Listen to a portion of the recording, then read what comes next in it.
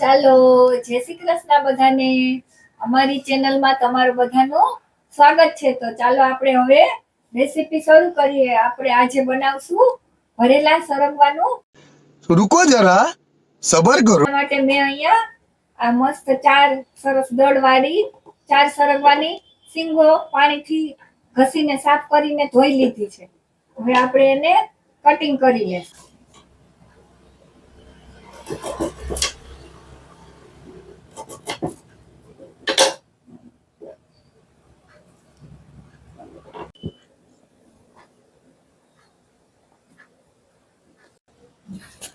તો હવે આપણે એના માટે મસાલો બનાવવો છે. તો મસાલા માટે મેં અહીંયા મુઠ્ઠી એક જેટલા ભાવનગરી ગાંઠિયા લીધા છે. એને આપણે ખાંડની દસ્તામાં આખા પાખા ખાંડી લઈએ.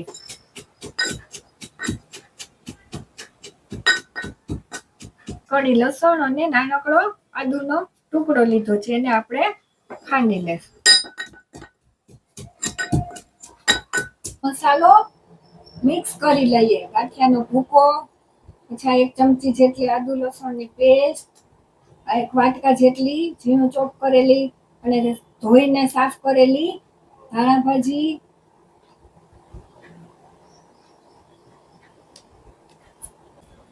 2 ચમચી ધાણા જીરું, નાની 2 ચમચી જેટલી ચટણી,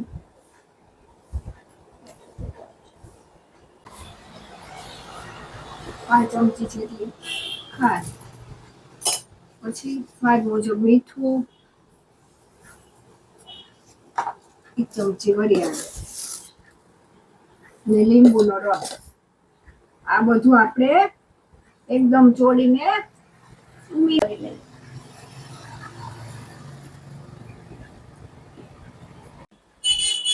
ચાલો, હવે આપણે આ સરગવાને કુકરમાં 1 વિસલ કરી લઈએ.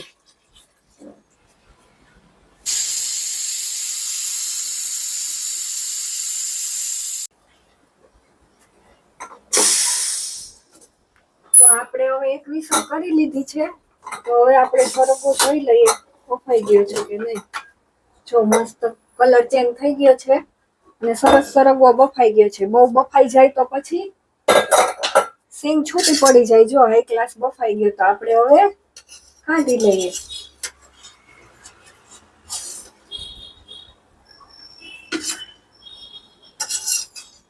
હવે આપણે સરગવાના શાકનો વઘાર કરી લઈએ. તો એના માટે મેં આ પેન લીધું છે. આ પેનમાં આપણે 3 પાવડા જેટલું તેલ લઈ લેશું. તેલ આવી ગયું છે, તો આપણે હવે વઘાર કરી લઈએ. એના માટે મેં નાની ચમચી રાઈ લીધી છે. જીરું આપણે નાની 2 ચમચી જેટલું, 1/2 ચમચી જેટલી નાનકડી જીરું. પછી આપણે નાખી દઈશું મસાલો. પછી આપણે જે સરગવો બાફ્યો છે એનું જે પાણી છે એ થોડું લઈ લેશું.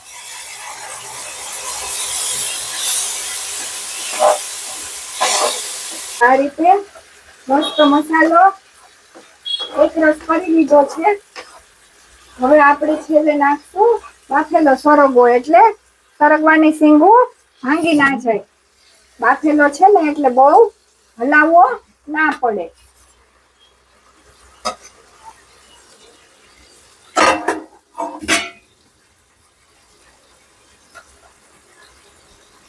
આ રીતે હળવા હાથે હલાવવાનું, એટલે ભાંગે નહીં સિંગ. ને જરાક હળદર થોડીક નાખી દેવાની. બાકી તો બધા મસાલા આપણે નાખી દીધા છે.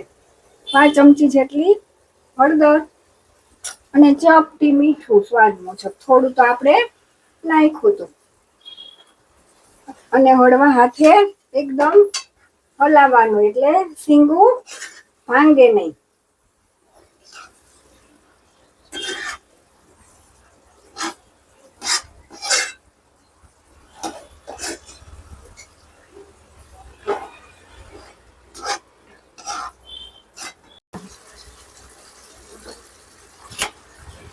જો આ સરગવાનું શાક હવે આપણું આ રેડી થઈ ગયું છે. જો કેટલું મસ્ત લાગે છે. બાફેલું છે એટલે કઈ વાર તો લાગે નહીં, ફટાફટ ચડી ગયું. જો કેટલું સરસ લાગે છે, લચકા જેવું હાઈ ક્લાસ. જો મસાલો ને બધું લૂકવાય. તો અહીંયા હવે આપણી રેસીપી પૂરી કરીએ છીએ.